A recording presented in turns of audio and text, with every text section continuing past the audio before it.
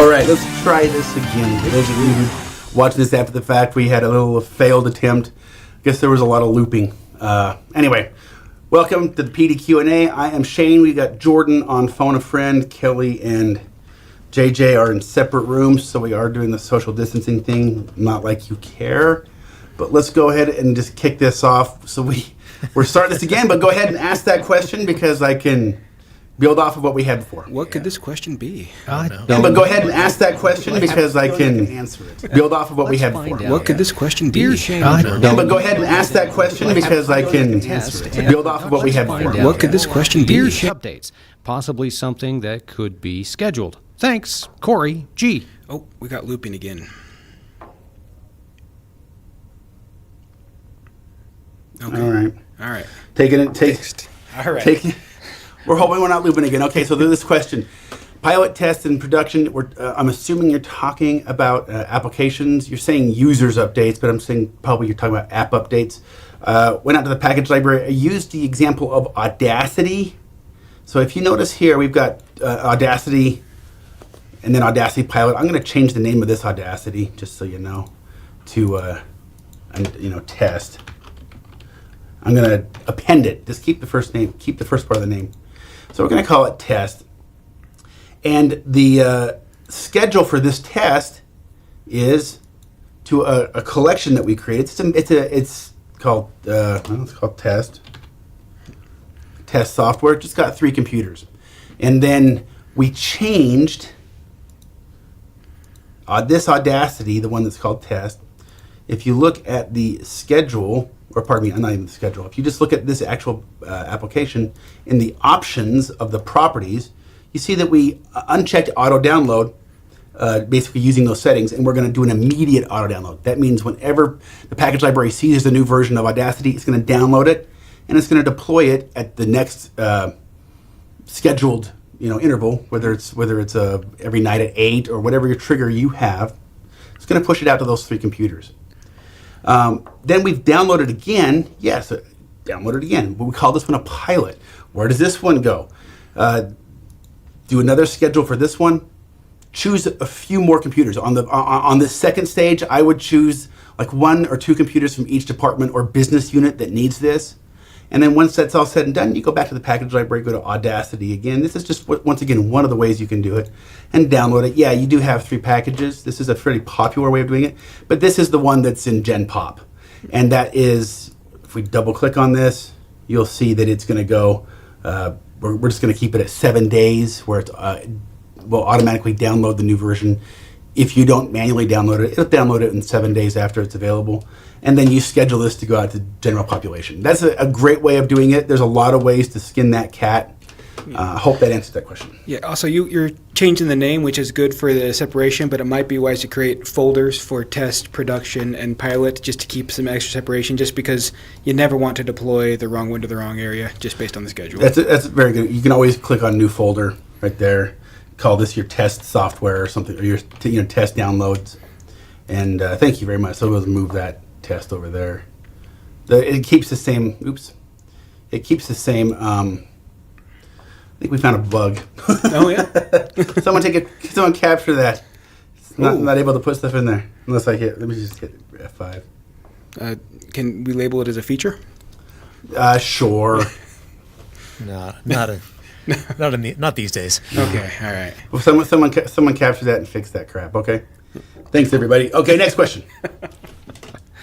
All right, dear Shane and Jordan, will there be a feature added to have Deploy alphabetize the package listing? Thanks, IT Ninja.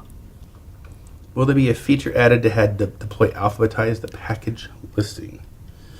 Are you talking about in the package library? It is alphabetized at this point. If you're talking about here in this tree, you can always do what's called auto sort. Where is that? Isn't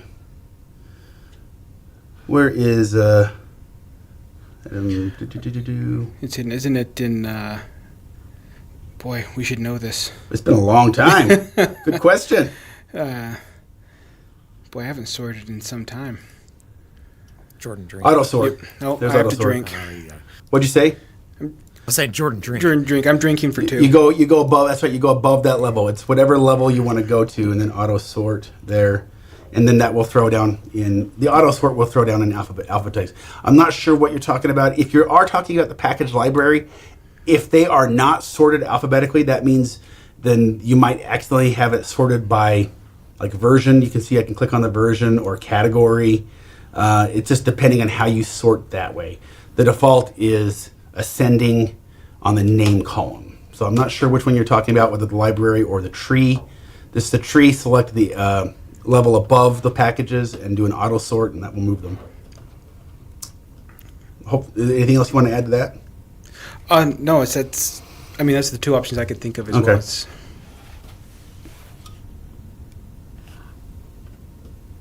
I can't hear Kelly. Oh, well, you got to let me know we're ready for the next question. Oh, Next I question, apologize. Kelly. Next question.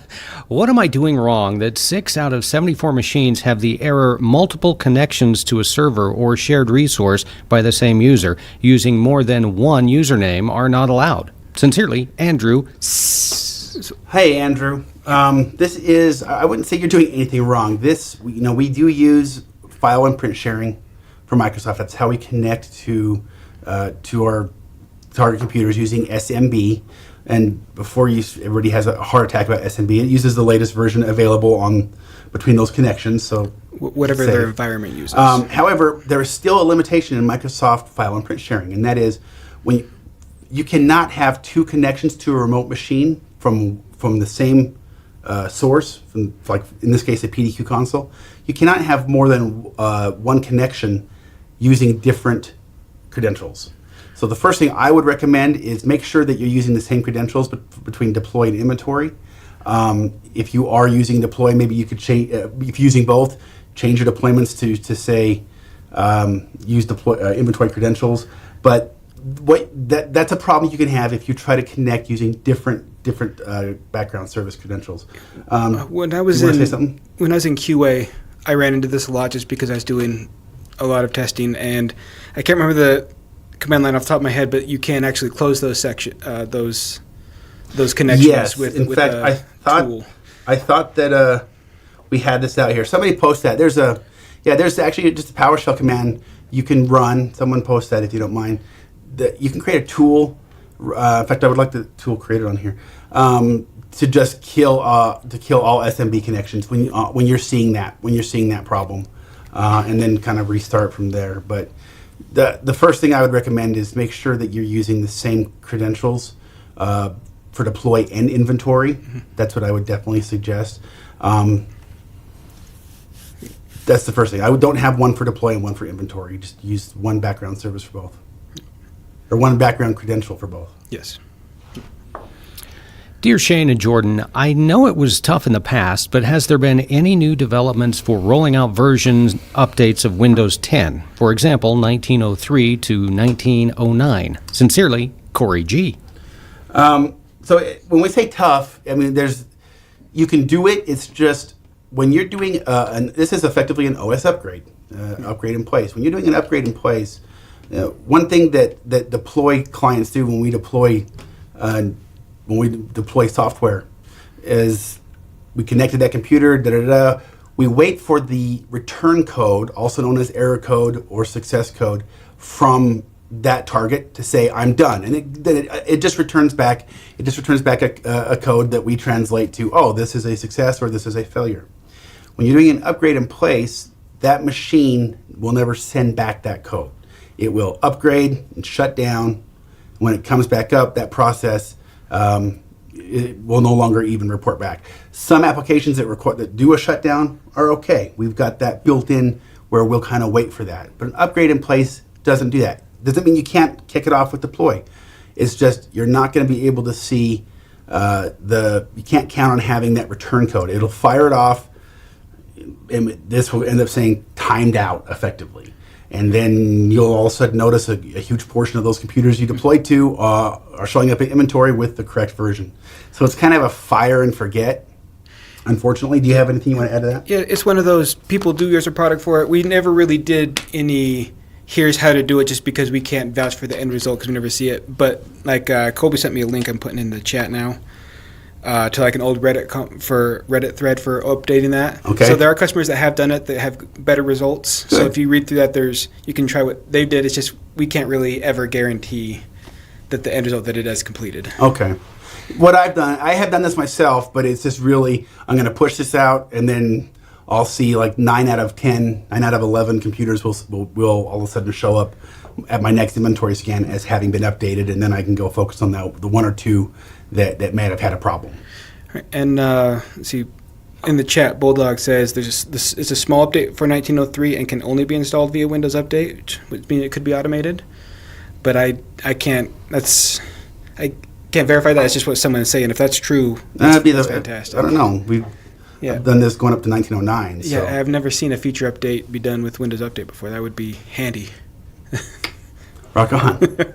Anyway, try that. For the most part, when you're using deploy, it's just a fire it off, but you're not gonna get a phone call home. Yeah. Hi, Mom, I made it. You usually get that. What's the next question there, Kelford? Dear Shane and Jordan, I have an app which uses a launcher that never changes versions. It also doesn't register like a normal app, no registry for PDQ to detect. How do I track the version installed? Thanks, Alex N. Hey, Alex. Okay, so when you say no registry, what you're probably talking about is when we show, I'm going to open up ABBA, just to do an example. Go to applications. You can see these applications that are listed here. These applications are grabbed from a specific area in the registry called the uninstall key. Do I need to say that? If you wouldn't mind. Yeah, no problem, JJ. So we're grabbing this from the uninstall keys. Actually, a couple of different uninstall keys in the registry. This application probably doesn't register there. Doesn't mean that it doesn't throw it somewhere in the registry. So what you need to do is find out, is there an area on the target computer in the registry, as long as it's not in the specific users. Actually, you can still kind of get that, but it's not easy. If it's in the registry, we've had applications that do this before, just not in the uninstall key. Find out where it is, and then do a registry scanner. I'm not going to walk through doing a registry scanner. We have a lot of videos out there. I'll just give you the quick major beats. You go to scan profiles, maybe do a new scan profile. You can add a scanner to an existing one, but this is a curmudgeon-y app. Yeah, and so actually we got a clarification in there. It is the inventory just can't detect a trace, which just means it's not in the standard location. Yeah, it's not in the uninstall key. But So it's got to be somewhere. if you can just, I always like to go computer details, but add a registry scanner. You'll see some examples here, but you find out where it goes, and then you can look for specific existence of the key or values, and then say, there you go, it's right here. I've done this many times. And the only difference is you can't see that in the applications tab. You can see it, you can build collections and reports saying, show me computers that have this registry key, but it's not going to show up as an application. If they don't do registry key, but they have WMI, you use a WMI scanner. And if they don't do that, guess what, everybody? We now, in beta, have the PowerShell scanner. You can find almost anything on that computer with PowerShell. So chances are you can find it. I've even gotten to the point where I've had to create a file scanner to show an LNK, the shortcut file, because that's all it had was a shortcut. Anybody that had this shortcut, we consider that having been installed. Yep. And Alex said that he was looking at the registry stuff but couldn't get the scan to work, so he's looking at the documentation. So hopefully that works for you. If not, reach out to us. We can help you build that. Yep. Something that we like to do. And by we, I mean someone else. Actually, I'd love to do it. I haven't built a registry scanner for a while. All right, so send it in so Shane can dive in. Yeah.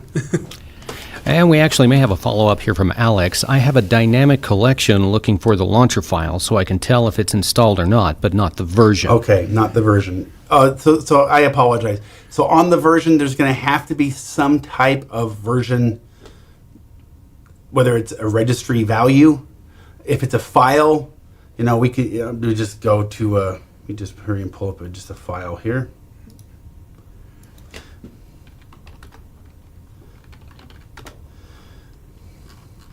So if we just come down and I'm just going to go over here to like just cache set. I'm going to go to Alt-Enter. If there is a version anywhere, notice there's product version, there's file version. Here, this one doesn't have it. If there's a version somewhere in the file, then you can grab that. We grab file version, we grab product version. If it's just a shortcut file, they don't have versions. But once again, this is going to have to do some due diligence. Maybe it's in some registry key, HKey local machine, name of the app. Maybe it's right there. Worst case scenario, if you deploy this, like this shortcut file out, you can throw an entry in the registry of that version. Yeah, that's not the most ideal way of doing it, but then if you're the only one that's installing this, you can update that version the next time. Track it in inventory. But between PowerShell, files, WMI, or registry, you can usually get what you want version-wise. If the vendor doesn't throw it down, you got to improvise. Yeah, and our support is fantastic. So if you try those and it's still not working, just let us know and we'll be happy to help you with that. Thanks, man. Hey, Kelly, what do you got? Dear Shane and Jordan, how do you handle software deployments that require a registration license? Thanks, Mike, 2001. Hey, Mike. There really isn't a canned answer because a lot of them handle their registration licenses differently. Some keep that information stored locally. Some you have to connect to the cloud. It's just they're all different. The cool thing is a lot of vendors will have a way to auto-register or auto-enable or auto whatever. It's just kind of per vendor. So there could be, when you're, just say, as an example, we'll go back to Audacity. There could be, where the hell am I? I'm sorry. No problem. I'm going to convert this one. I'm going to convert this one to a standard package since this is what you're building anyway. So, and while you're looking at that, I have done it with like our product where I just built a PowerShell step where I would check for the window and then click the buttons I need and manually import that way. But it was a lot of PowerShell to just hit a couple of next. But if everything else is not working, you can work it through that way. Yeah, I've had to do that as well. Thank you for bringing that up. I didn't use PowerShell. I used WinBatch. Some applications, it might be a parameter. It's not for 7-zip, but it might be a parameter where it's like, license equals, then you place the license. Or it could be, slash auto register. It just depends on the vendor. So you're going to have to do some due diligence per vendor to find out how to do that. Worst case scenario is the user has to do it when they log in. And like Jordan said, there's some things you can do to automatically answer some keystrokes and stuff. But if it's per user, every user that logs onto that computer is going to be presented with that. There's also the problem if no one's logged in, then it's not going to find the window to hit next. There's a lot of chance for failure, but you can cobble it together if you're desperate. If they're done, I'll just give you this little heads up. If there is a step that requires the GUI to come up and you have a way of just automating those answers, make sure you run that step to go back to 7-zip. Let's just assume that this is that step. Make sure you run this as deploy user interactive or as logged on user. Probably more than that, the logged on user. Logged on, that's if the user's logged on, this will kick it off. It's just if that requires that user be an administrator and that user's not an administrator, then you're running into limitations. But interactive or logged on user. Otherwise, any windows that are popped up as part of this process are going to be hidden from the desktop. Just throwing that out there. Dear Shane and Jordan, is there a simple way to stop a scheduled deployment if the PC is on a VPN subnet instead of an Office subnet? Thanks in advance, John Prey, 1988. Hey, John. Well, since we've talked a lot about computers connecting from VPN, they still have to have that SMB connection.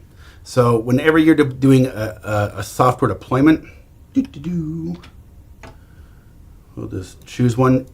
All you got to, if the computer's in the middle of getting this deployment, you can still abort it.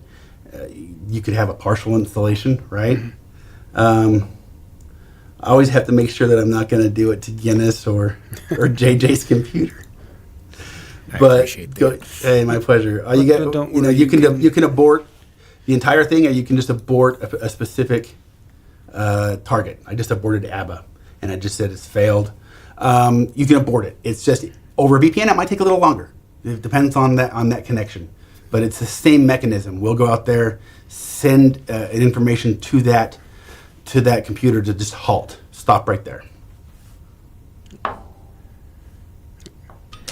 Dear Shane and Jordan, I'm trying to use the PDQ Deploy Invoke Command PS1 task in SCCM MDT, but the task fails. If I run the script on the computer after it images, it works. Thanks, Curtis J.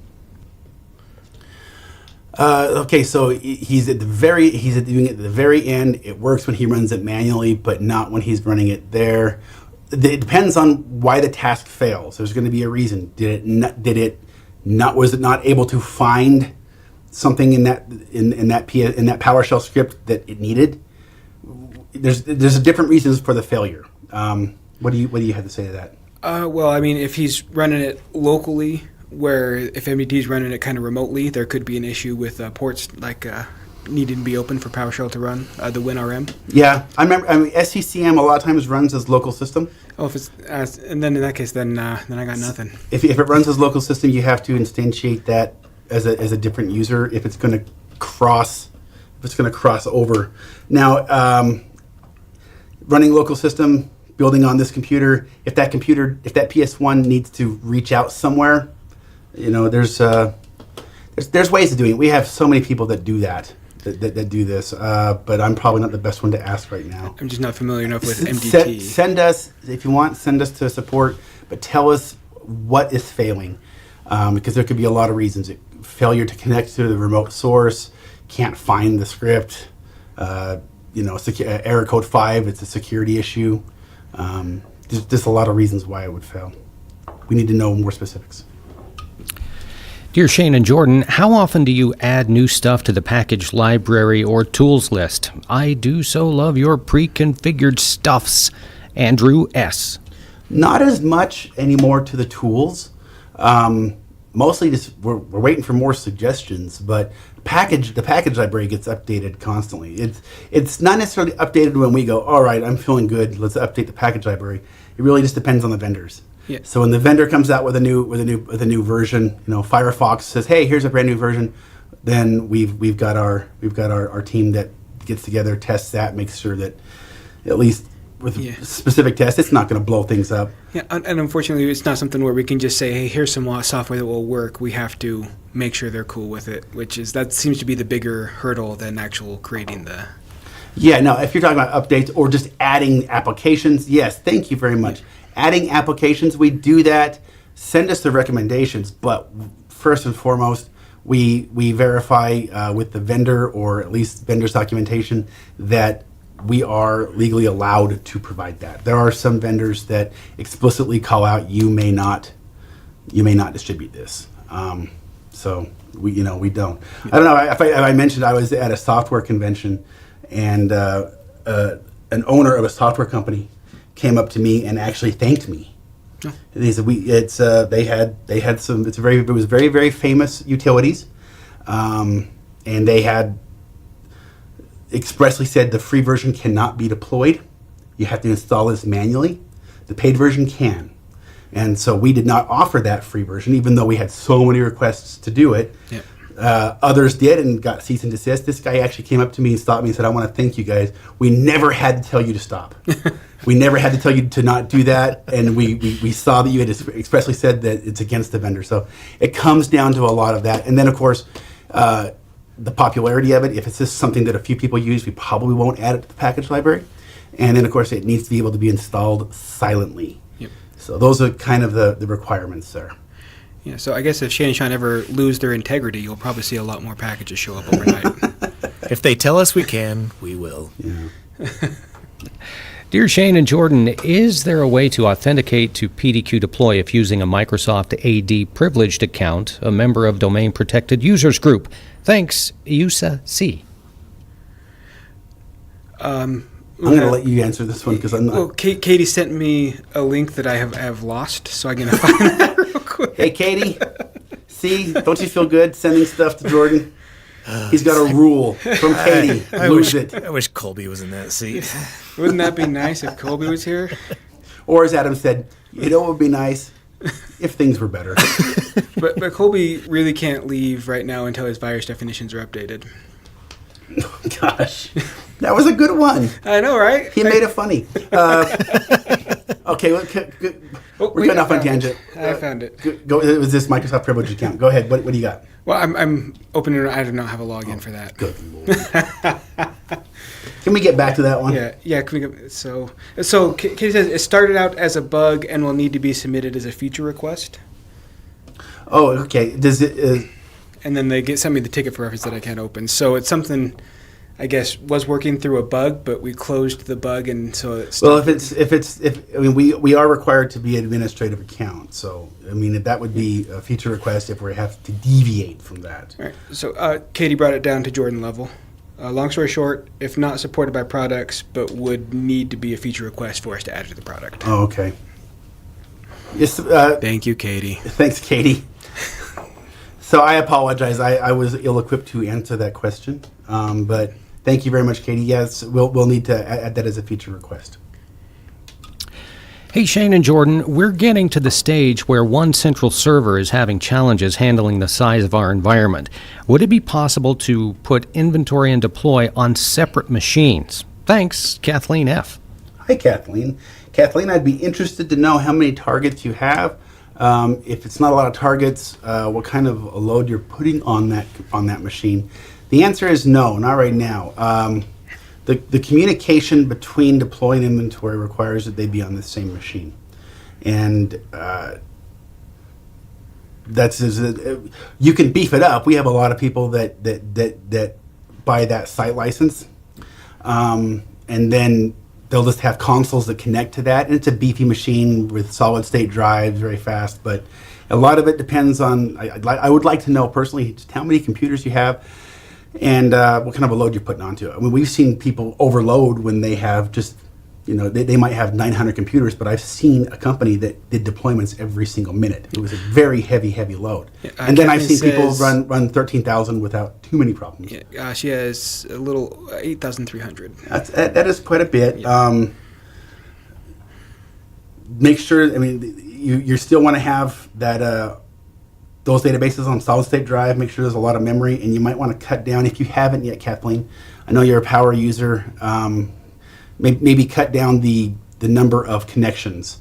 So maybe don't. I'm not sure what you have for concurrent inventory scans. Maybe lower that a little bit so there's not so much I/O. But at this point, you cannot separate them. Just you can beef up that server. Dear Shane and Jordan, will we ever be able to add custom icons in PDQ Inventory? An internal feature request was opened 3 years ago for it. Thanks, yes, Kevin T. There's been a few. Never say never. So the red stapler wasn't enough? Yeah. Never say never.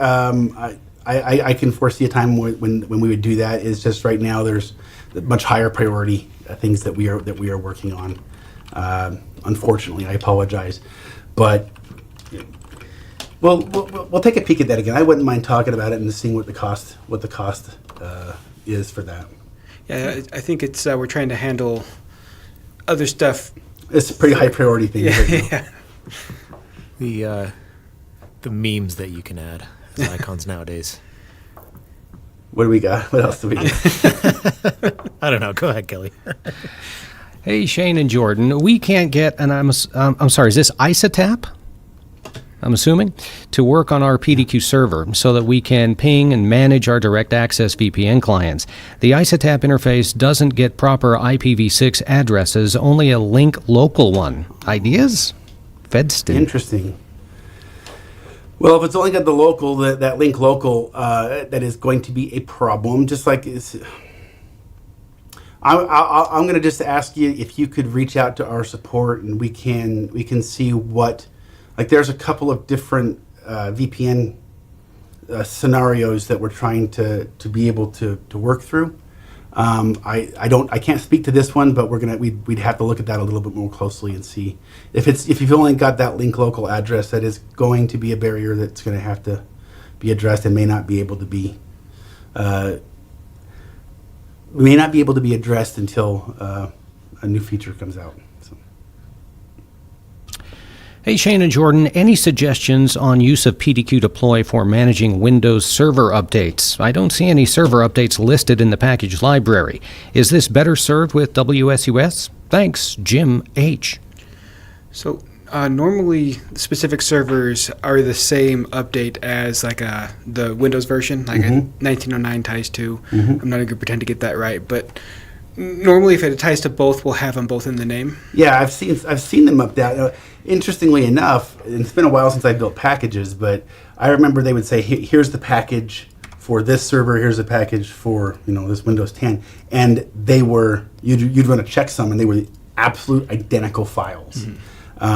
So you just deploy the other.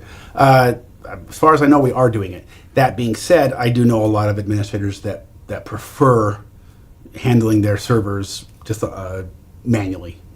Don't deploy anything. Don't deploy updates to my servers. I will go ahead and do that to all the workstations. I will handle my server.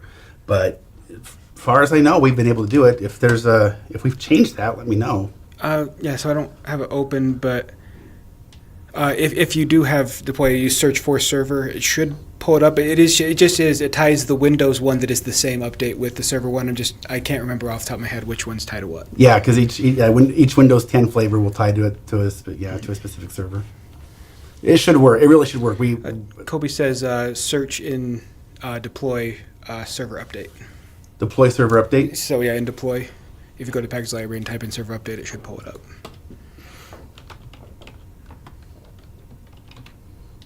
It's nice having Colby in the chat. I feel Server very update? smart. Yep. No, nothing came up. Nothing came up. Well, that's a bad sign. Colby. Let us down, Colby. No, but there's like Windows Windows 10. Yeah, there it is. Like Windows 10, 2016, 2019, cumulative update. So, I mean, this Windows 10. Yeah, this should still work. I'm going to open this up. Well, you're not going to be able to see much. Clarification from Colby, I took him way too literally. Here's your first mistake. I can't hear Colby. It's got to go through the filter of Jordan. The filter, yeah, that's just not going to work. Which is a dangerous thing. We've already announced I'm drinking for 2, so it's just going to get worse. Yeah. Yeah, there it is. The Windows 10, step 3, Windows 10/2019. So that means it should work. Check it out. Make sure, just because it says Windows 10 doesn't mean it's not going to work on the server. We apologize for not being more clear on that. Yeah. Dear Shane and Jordan, how many instances of PDQ Deploy and Inventory can I have installed on my computers? I'm the only admin in my company. Thanks, Jot Z. You know what? I'm going to actually let put Kelly on the spot, since this is a licensing question. I'm let Kelly answer that one. Well, here's the deal. We license per living, breathing administrator. So if you're the only one, you need a license. Now, as far as installs, you can put it wherever you want.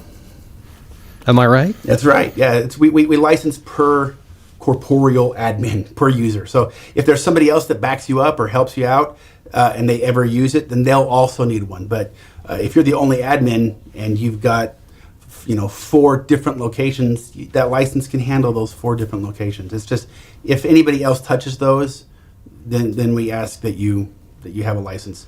We don't do licenses at this point. We haven't ever done licenses per number of seat. We do it per administrator. We are different in that way.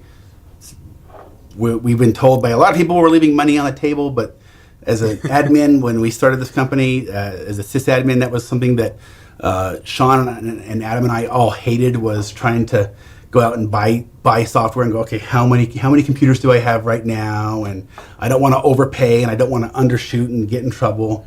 So we built this company based off of largely things we don't like. For sysadmins by sysadmins. That's right. Yeah, we put in a lot of effort for peak apathy. That's why we hired you. Look at this guy. He's one tick away from just signing off. I am the end result of your search. If I could retire, I'd retire so hard right now. And our final question of the day, we have several computers on the road with no VPN connection. Are you working on a cloud relay? Thanks, Phil R.